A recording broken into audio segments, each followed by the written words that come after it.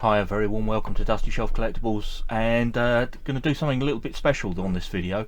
So this is continuing my sort of theme of coronation and King and Charles all based. I'm going to run my livesteam Charlie. It's built from a kit supplied by a company called Roundhouse. They're in Doncaster. Basically you buy it in 3 stages and assemble it yourself. They do off the shelf locos as well. And you can get these both for O gauge and also G gauge. This one I've got set up as G gauge. I've got a few extras that I've put on it, so it's got insulated wheels, so I can run this with my electric locos. It's got full radio control inside it, and it's got a few other little extras like the buffer beams as well that have been added onto it. But as I say, yeah, these are fantastic little engines. They are quite pricey, hence why the kits are in 3 stages. But absolutely beautiful engine. So I thought what we'd do is I'll walk you through the preparation, because they do take a little bit of setting up. Obviously you've got to put water and gas inside them. These are gas fired, and then we'll set it steaming and yeah, have a little run. So as I say, this one is named Charlie, and yeah, loose connection to the King, Charlie. So yeah, let's get it on the track. Right, so as I say, the preparation's a little bit long-winded on these, so let me just turn the radio gear on. So as you can see, I've got a controller here. It's just a standard radio control controller, and what we have on this side operates the regulator. You can see that moving inside the cab. If I just move that along, you may be able to see it more clearly. That does that, and then this adjusts the timing on the valve gear. So moving it upwards will move the train forwards, moving it downwards will move it rearwards. So preparation, I'll just turn that so I don't waste the batteries. Step number 1 is to put water in. So we'll just undo the top, and I'll just lean across, bring in a pint of water, and I use this syringe. And it's just a case of loading up the boiler. Now these are designed in such a way that if you always fill the boiler, obviously don't fill it right to the top, there needs to be a little bit of a gap to create steam, but if you fill the boiler you cannot put too much gas in, so you're never going to run dry. Your gas runs out before the water runs out. So that's the important thing with these for sort of safety, to make sure that you always put enough water in. Even though it does, you know, if you do overfill it, you do tend to get a lot of water going everywhere. If you saw my video about my layout, you'll understand, watching this, why I've got roofing felt down as a baseboard. Right, so now we've filled it completely to the brim with water. We now suck it out until basically the syringe can't reach anymore. And that's just about enough water in there. There you go. We put that plug back in, make sure it's nice and tight. Like that. I'll just move that water out of the way. And then the next thing to do is steam oil. So that's in this little cylinder over the back here. Don't know how clear this is coming out on the video. I'll just come forward a little bit so you might be able to see through the door. So there's two parts. I'll take the top off, and then there's also a little drain down the bottom that you won't be able to see. I'm just undoing that, and that lets any moisture that's gathered in there drain out the bottom. Yeah, I can feel the water pouring out. Right, just grab the steam oil. Now I always put the first couple of drops of steam oil in while the drain is out. Right, let's put a couple of drops in now. And that will push any more moisture through the system. Yeah, it's still coming out. Right, I'm going to do up the drain now.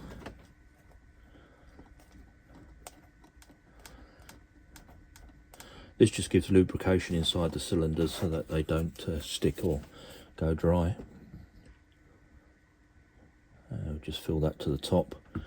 I'll give that a second just for the for it to bubble down.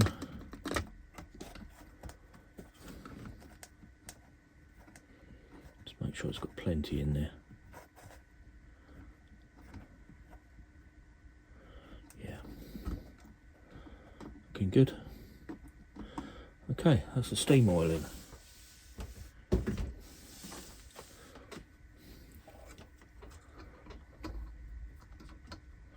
I'll just put that cap back on, make sure they're both done up nice and tight. Next we need to fill it with gas. Now this engine runs on butane propane mix, which is what you run your camping stoves from. There's a little adapter that fits onto the bottle. And then all we do with this is you line it up onto the gas tank and apply pressure. And it fills full of gas. You should really do this in an open area, not in a workshop like this, but I'm only putting a little bit in. And then when you start seeing it puffing out the side like that, that's when it's full. So that's that done. I'm just going to give this a moment to clear. Put that cover back on. Right. Next step is firing. So on top of here there's a sort of valve that opens for the gas. So when I open this, you'll hear the gas. You hear the gas moving through the engine.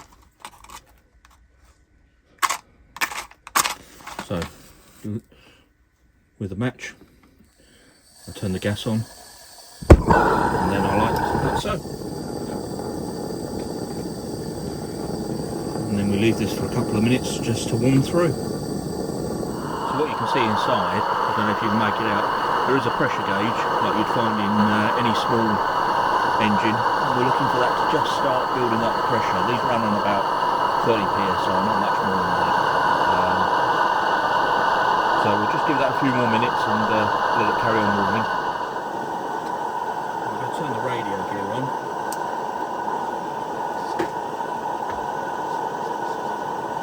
Just make sure that it's set with the valve in the centre position so that it's not going to, as it builds steam, it's not going to move. Right, so we're nearly there. So what I'm going to do, I'm just going to turn the gas down a little bit.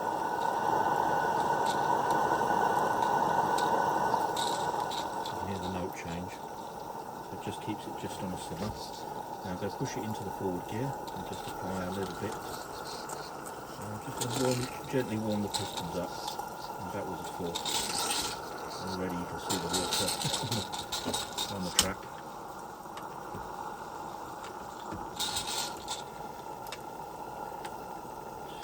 Still building pressure.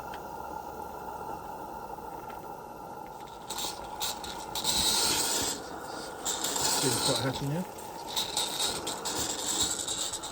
So there you go, we've reached steam pressure, so now we just open the valve very slightly and off it goes.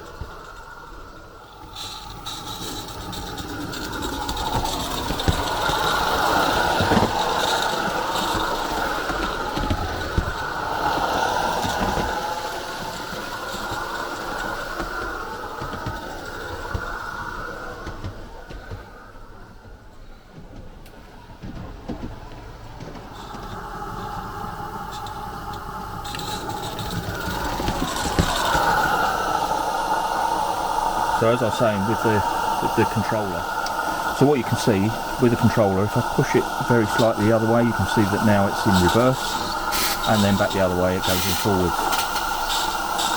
And you can see now the steam coming out of here. This is the safety valve releasing, so we're reaching, getting a good head of steam. Let's just take it round again.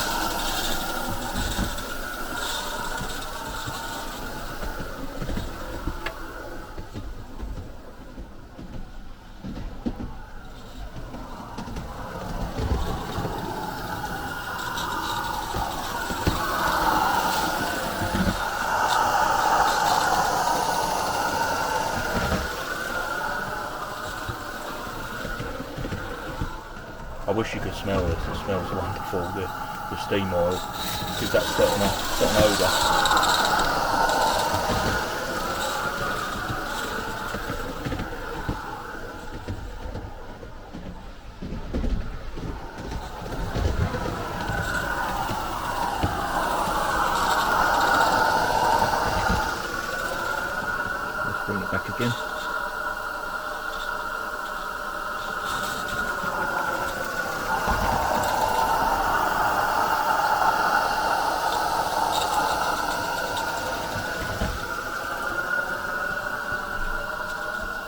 by adjusting where the valve gear is sitting, you can get more or less control over the speed.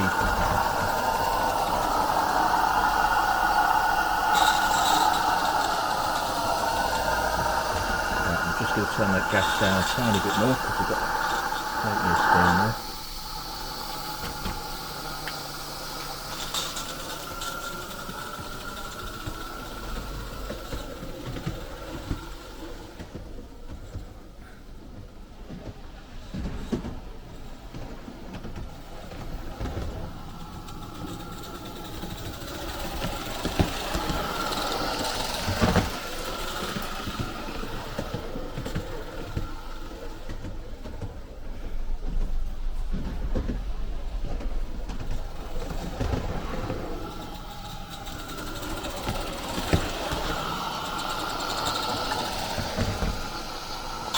So there you go.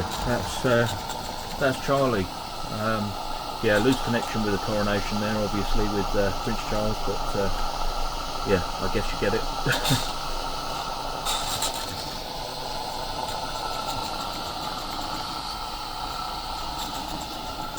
Anyway, we'll leave that one there. If you haven't already subscribed, please do so. Really appreciate it, and thank you ever so much for watching, and I'll catch you on the next one.